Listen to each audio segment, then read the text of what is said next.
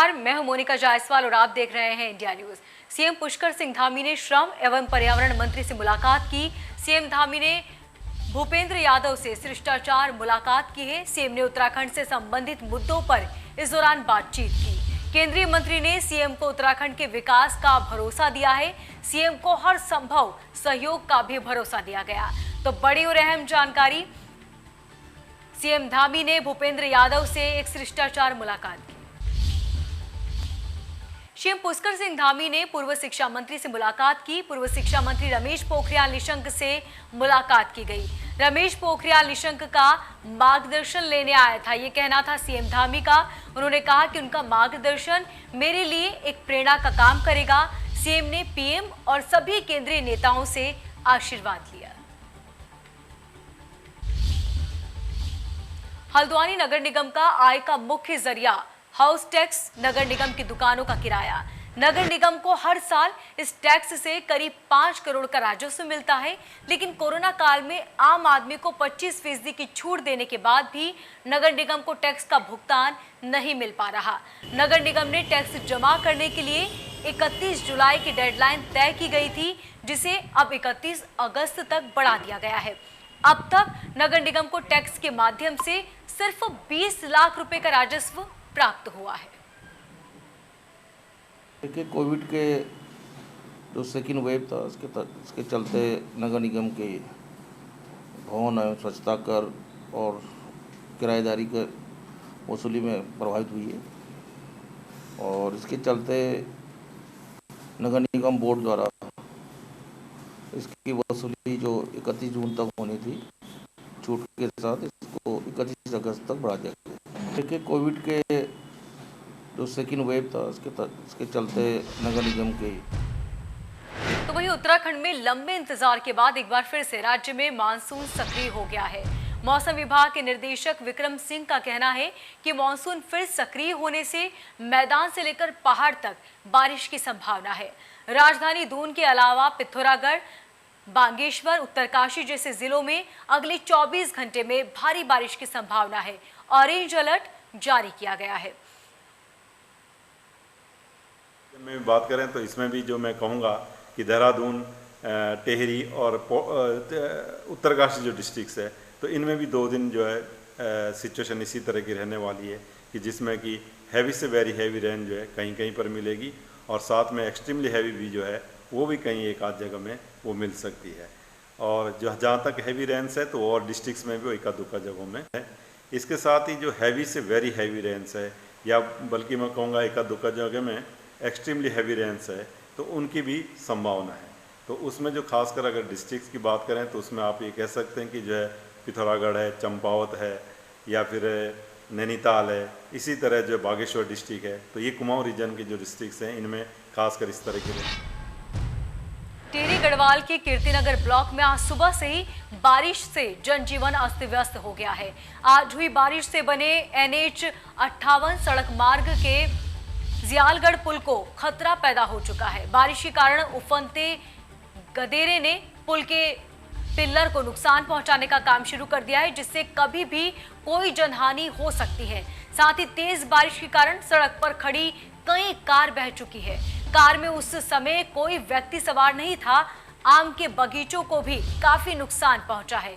तो ये बड़ी और अहम जानकारी, तस्वीरें आप देख सकते हैं किस तरह इस पानी के तेज बहाव ने नुकसान बरपाया। गाड़ियां अचानक पानी के तेज बहाव की वजह से बहने लगी। तस्वीरें आप देख सकते हैं। गनीमत रही कि उस वक्त कार में कोई सवार नहीं था, वरना बड़ी जनहानि भी हो सकती। तो बारिश की वजह से जनजीवन अब मुश्किल में आ चुका है। पुल को अब खतरा पैदा हो रहा है। आप जो तस्वीरें देख रहे हैं ये वो तस्वीरें हैं जो पुल पर पानी के दौरान पैदा हुई। आप देख सकते हैं कि बहुत तेज बहाव की वजह से अब इस पुल पर भी संकट के बादल मंडरा रहे हैं।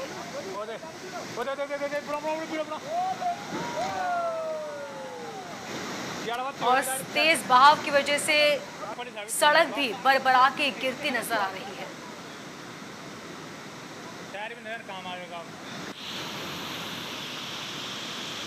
इसके साथ ही आम बगीचों को भी इस तेज बारिश की वजह से काफी नुकसान झेलना पड़ा। टिहरी में देर रात से भारी बारिश के चलते जनजीवन अस्त व्यस्त हो चुका है। चंबा धरासू राष्ट्रीय राजमार्ग पर नगुड़ बैरियर में भारी मलबा आने से राजमार्ग बंद हो गया है। राजमार्ग बंद होने से दोनों तरफ से वाहनों की लंबी कतारें, लगातार तेज बारिश होने से चलते राजमार्ग खोलने में दिक्कतों का सामना करना पड़ रहा है। टिहरी में अब तक 6 ग्रामीण मोटर मार्ग भी बंद हो गए हैं। बारिश के चलते जनजीवन अब मुश्किल में आ चुका है। तस्वीरें आप देख सकते हैं, भारी मलबा सड़क किनारे आ गया, जिसकी वजह से वाहनों की लंबी कतारें लग गई।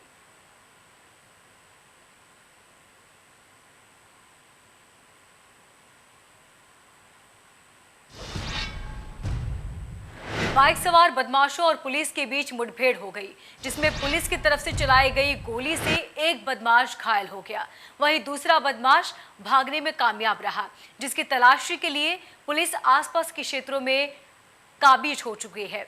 बदमाशों ने रुड़की में एक महिला से चैन स्नैचिंग की थी, जिसके बाद इस बदमाश को देहरादून चला गया था। देहरादून में भी इन्होंने कई लूट की वारदातों को अंजाम दिया और फिर रुड़की आए और फिर एक और लूट को अंजाम देने की फिराक में थे आरोपी।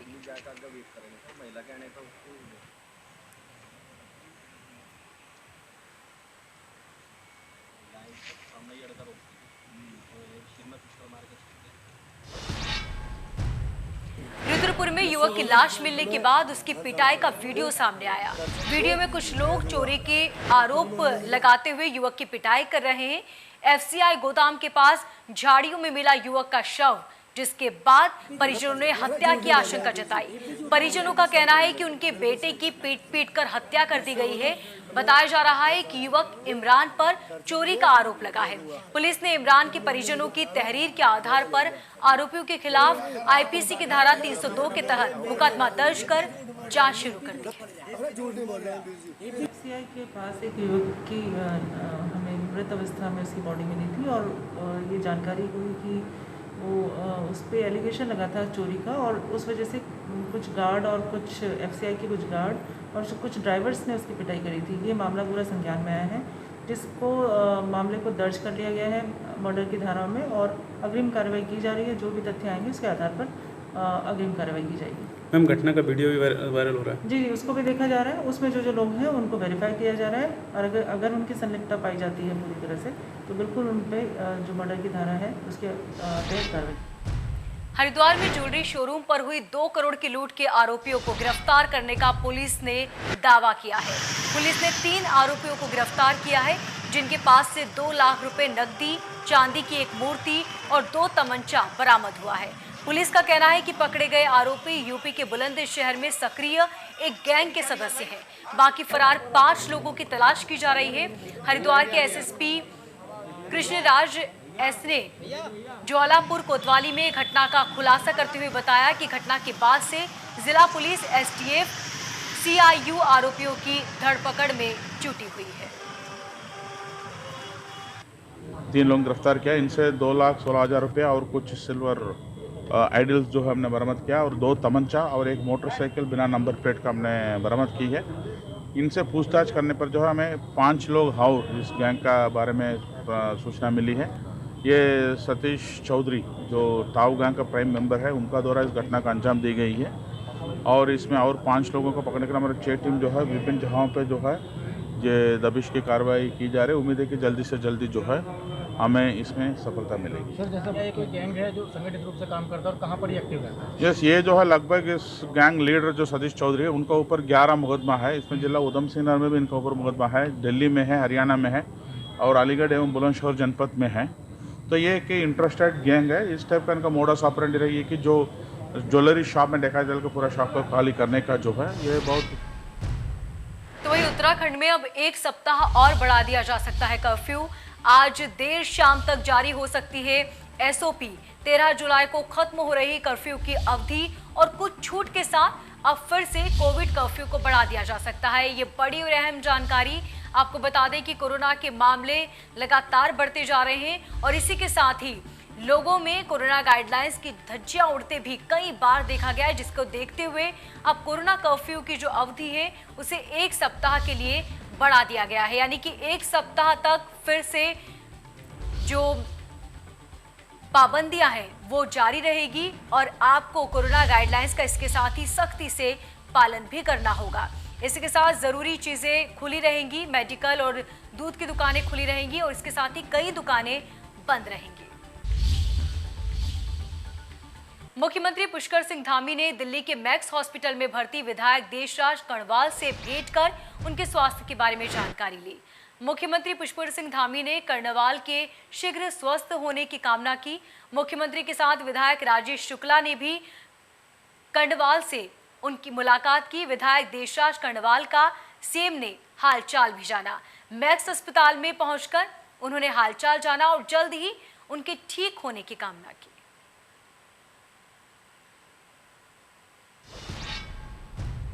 तो वहीं उत्तरकाशी में गंगा नदी का जलस्तर बढ़ चुका है। आपको बता दें कि बारिश की वजह से ये जलस्तर बढ़ा है। जलस्तर बढ़ने से सड़कों के किनारे टूट चुके हैं और भारी बारिश के कारण उफान पर है अब गंगा नदी।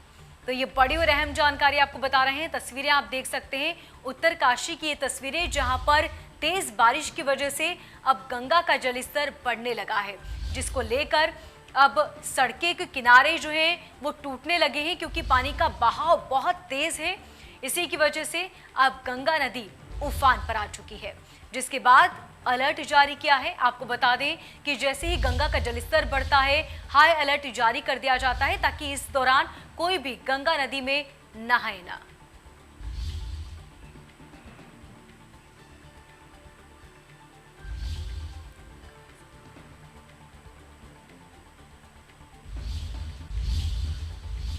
और हरिद्वार से बड़ी खबर का रुख कर लेते हैं। आपको बता दें हरिद्वार से इस वक्त की बड़ी और अहम जानकारी, जहां पर फर्जीवाड़े का मामला सामने आया। महाकुंभ में कोविड टेस्ट के दौरान फर्जीवाड़े का मामले सामने आए। अब तक जांच किसी नतीजे पर नहीं पहुंची है। डीएम ने गठित की थी जांच समिति, जिसमें ये गड़बड़ी का मामला सामने आया। 2 निजी टेस्टिंग लैब के खिलाफ एफआईआर दर्ज कर ली गई है। एफआईआर के बाद एसआईटी कार्रवाई करेगा। ये बड़ी और अहम जानकारी हरिद्वार से, जहां पर महाकुंभ में कोविड टेस्ट फर्जीवाड़े का मामला सामने आया। आपको बता दें कि अब तक जांच किसी नतीजे पर नहीं पहुंची है, लेकिन डीएम ने गठित की थी ये जांच समिति, जिसमें फर्जीवाड़े का मामला सामने आने के बाद 2 निजी टेस्टिंग लैब के खिलाफ एफआईआर दर्ज की है। एफआईआर के बाद एसआईटी अब इस पूरे मामले की जांच कर रही है कि आखिर कितने केसेस हैं जिसमें फर्जीवाड़ा किया गया और ये फर्जीवाड़ा किनके द्वारा किया जा रहा था। इस पूरे मामले की जांच कर रही है एसआईटी। तो आपको बता दें कि महाकुंभ में टेस्टिंग के दौरान ये मामला सामने आया, जिसमें फर्जीवाड़ा किया गया। महाकुंभ में कोविड टेस्ट किया जा रहा था, जिसमें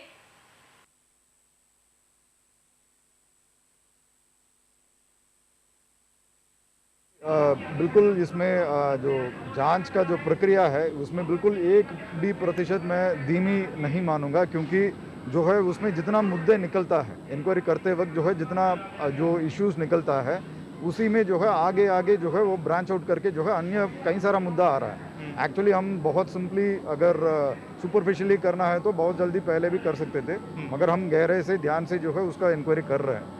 बट इसमें जो है जो वॉल्यूम है, जैसे बहुत ज़्यादा मात्रा में जो केसेस था, जो एक एक करके जो वेरिफिकेशन करने वाला जो प्रक्रिया है, केवल उसमें जो है टाइम लग रहा है। क्योंकि वो जो है अगर हम एक दिन में जो है अगर कंट्रोल रूम में लगभग 2000 से 2500 कॉल्स जो है अगर कर पा रहे हैं, वो भी जो है एक हमारा जो सीमा है उससे ज़्यादा ही हम ट्राई कर रहे हैं। 2000 कॉल्स जो है एक दिन में अगर कर रहे हैं तो we are doing reasonably good job. But वही बात है कि उसमें जो इंक्वायरी वाला विषय है वो मेजर पोर्शन कंप्लीट हो गया।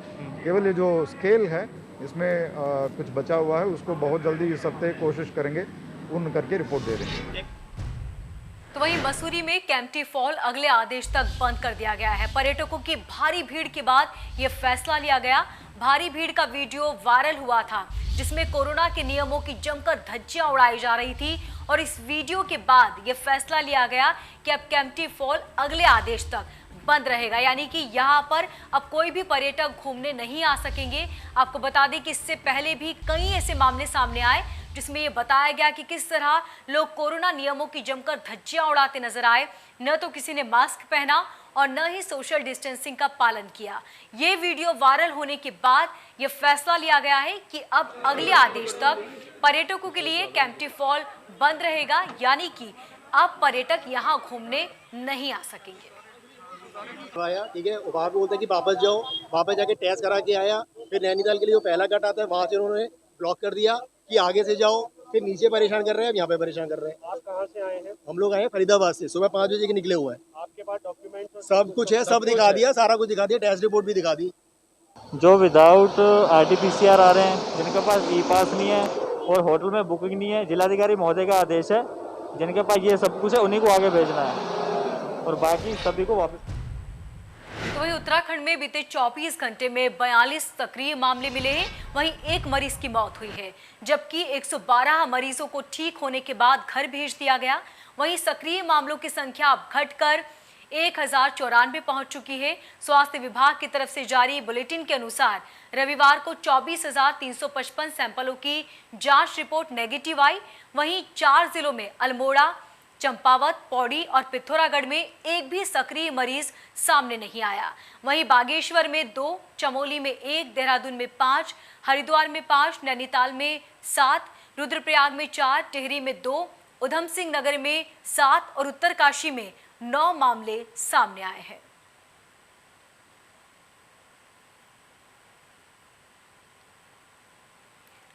तो लगातार कोरोना संक्रमित मरीजों की संख्या में इजाफा देखने को मिला। आपको बता दें कि नैनीताल में भी 7 नए कोरोना केस सामने आए हैं। इसके साथ ही कई ऐसे जिले जहां पर मामले अब भी सक्रिय हैं। आपको बता दें 24 घंटे में उत्तराखंड में 42 मामले सामने आए हैं।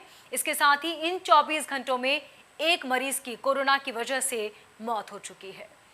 इसी के साथ प्रशासन लगातार लोगों से ये अपील कर रहा है कि कोरोना अभी खत्म नहीं हुआ, ऐसे में कोरोना गाइडलाइन का सख्ती से पालन किया जाए और वैक्सीन जरूर लगाएं। किसी भी भ्रामक खबर से दूर रहें ताकि कोरोना को मात दी जा सके।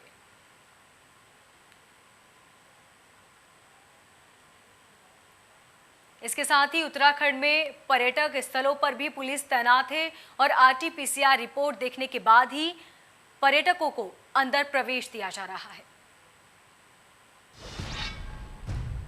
दिल्ली पहुंचे पुष्कर सिंह धामी से बात की हमारे संवाददाता ने, सुनिए क्या कुछ कहा। पुष्कर सिंह धामी हमारे साथ हैं, उत्तराखंड के मुख्यमंत्री हैं। सर, पहला सवाल आपसे ये है कि अब 6-7 महीने ही बचे हुए हैं, सबसे बड़ी चुनौती कौन सी है आपके सामने, क्योंकि अब आपके चेहरे के साथ ही पार्टी जाएगी चुनाव में? नहीं, हमारे सामने चुनौती कोई नहीं है। हमारे सामने सबसे बड़ी चुनौती है कि जो हमारे काम शुरू हुए हैं उन कामों को हम पूरा करें, उत्तराखंड की जनता के पास जाएं, उत्तराखंड की जनता के साझेदार के रूप में काम करें, सरकार के रूप में नहीं। एक सवाल ये भी है सर, अभी कुंभ का आयोजन हुआ था तो उसको बड़ा सुपर स्प्रेडर माना गया, अब फिर से कांवड़ यात्रा की बातें हो रही हैं। आपकी तरफ सरकार ने फैसला किया था कि आप इसको नहीं होने देंगे, क्योंकि पहला आप जो देख चुके अनुभव जो कुंभ का हुआ था, लेकिन यूपी सरकार की तरफ से आपसे आग्रह किया गया, क्या कांवड़ यात्रा को उत्तराखंड सरकार परमिशन देगी? क्या कोई दबाव भी है? देखिए, कांवड़ यात्रा में उत्तराखंड की सरकार और उत्तराखंड केवल एक होस्ट के रूप में है। कांवड़िए हमारे उत्तर प्रदेश के हैं, मध्य प्रदेश के हैं, दिल्ली के हैं और हरियाणा के, राजस्थान के, सब जगह के हैं। तो हमारी पहली प्राथमिकता है कि लोगों की जान माल की सुरक्षा, और ये आस्था और श्रद्धा से जुड़ा हुआ विषय है, लेकिन भगवान भी कभी ये नहीं चाहेंगे कि किसी की वहाँ पर जान जाए। एक सवाल और है सर, अरविंद केजरीवाल ने वहाँ मुफ्त की बिजली देने की घोषणा कर दी, आप इसको क्या कोई चुनौती मानते हैं अपने लिए? हम वहाँ पर अच्छी बिजली और असला पानी और अच्छी सरकार दे रहे हैं। बहुत बहुत शुक्रिया हमसे बात करने का। तो ये थे उत्तराखंड के नए मुख्यमंत्री पुष्कर सिंह धामी। कैमरामैन मनीष खैर के साथ सुमित कुमार दुबे। तो वहीं रुद्रप्रयाग में शिव नदी के पास बादल फट गया। इस बादल फटने से पूरा मलबा हाईवे पर आ गया। हाईवे पर मलबा आने से लोग परेशान नजर आए। राष्ट्रीय राजमार्ग के पूरे 8 घंटे बाद ये मार्ग को खोला गया। क्रेशर प्लांट को भी भारी नुकसान पहुंचा है। वहीं बद्रीनाथ राष्ट्रीय राजमार्ग के पास का ये पूरा मामला है। तस्वीरें आप देख सकते हैं किस तरह बादल फटने से पूरा मलबा हाईवे पर आ गया, जिसकी वजह से लोगों को भी काफी परेशानियों का सामना करना पड़ा। और हाईवे पर मलबा आने से लाइनों की भी लंबी कतारें नजर आ रही हैं। आप तस्वीरें देख सकते हैं किस तरह लंबी कतारों में लोग इंतजार करते रहे और मलबा हटाने के बाद रोड को सुचारू रूप से शुरू किया गया। तो वहीं उत्तरकाशी में भारी बारिश के बाद भूस्खलन हुआ। गंगोत्री राष्ट्रीय राजमार्ग पर भारी भूस्खलन किया गया। भूस्खलन होने से गंगोत्री राष्ट्रीय राजमार्ग बंद कर दिया गया और राजमार्ग बंद होने से आवाजाही में बड़ी परेशानी हुई।